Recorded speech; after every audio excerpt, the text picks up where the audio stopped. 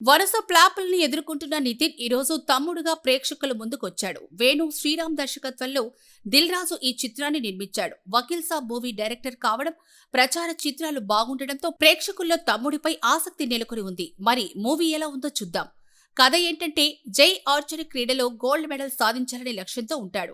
10 ఏళ్ల వయసులో చేసిన తప్పు వల్ల తన అక్క స్నేహలతకి దూరమవుతాడు.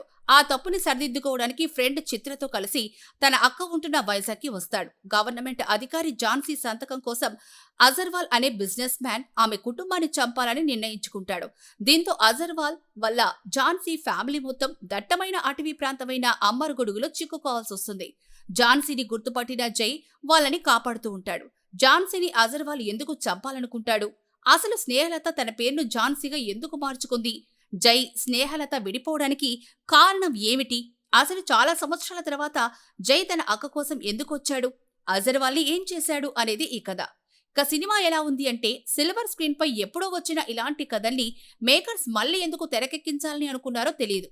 సినిమా ప్రారంభమైన 5 నిమిషాలకే సినిమా ఎలా ఉండబోతుందో ప్రేక్షకుడికి తెలిసిపోతుంది.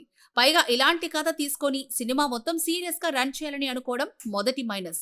ఫస్ట్ హాఫ్ చూసుకుంటే నితిన్ క్యారెక్టర్ ని ఓపెన్ చేయడమే డల్ గా ఓపెన్ చేశారు. అలా కాకుండా ఫ్లాష్ బ్యాక్ లో తన అక్క ఇచ్చిన మాట కోసం ఎప్పుడు సంతోషంగా ఉంటానని ఎస్టాబ్లిష్ చేసి ఆ దిశగా కథనాన్ని రన్ చేయాల్సిందే.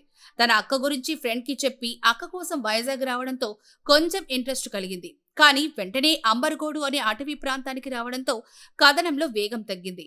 క్యారెక్టర్లు ఏం చేయడానికి వీలు లేకుండా కథనం సాగింది. ఇంకా గట్టిగా చెప్పుకోవాలంటే సెకండ్ హాఫ్ కోసం ఫస్ట్ హాఫ్ ని సాగదీసినట్లుగా ఉంది. ఇక సెకండ్ హాఫ్ కూడా ఎలా ఉండబోతుందో ముందుగానే తెలిసిపోతుంది. కాబట్టి కొత్తదనాన్ని ఏమీ ఊహించుకోం. యాక్షన్ సన్నివేశాలు తప్ప ఏమీ ఉండవు. వాటిని కూడా చాలా నాటకీయంగా తెరకెక్కించారు. చిత్ర క్యారెక్టర్ చనిపోవడం కూడా వర్కౌట్ లేదు. క్లైమాక్స్ కూడా ఊహలకు తగ్గట్టుగానే ఉంది. ఫైనల్ గా చెప్పాలంటే కథ, కథనం, దర్శకత్వం, డైలాగ్స్ ఏవీ మెప్పించలేకపోయాయి. తమ్ముడితో నితిన్ కి మరోసారి నిరాశ తప్పలేదు.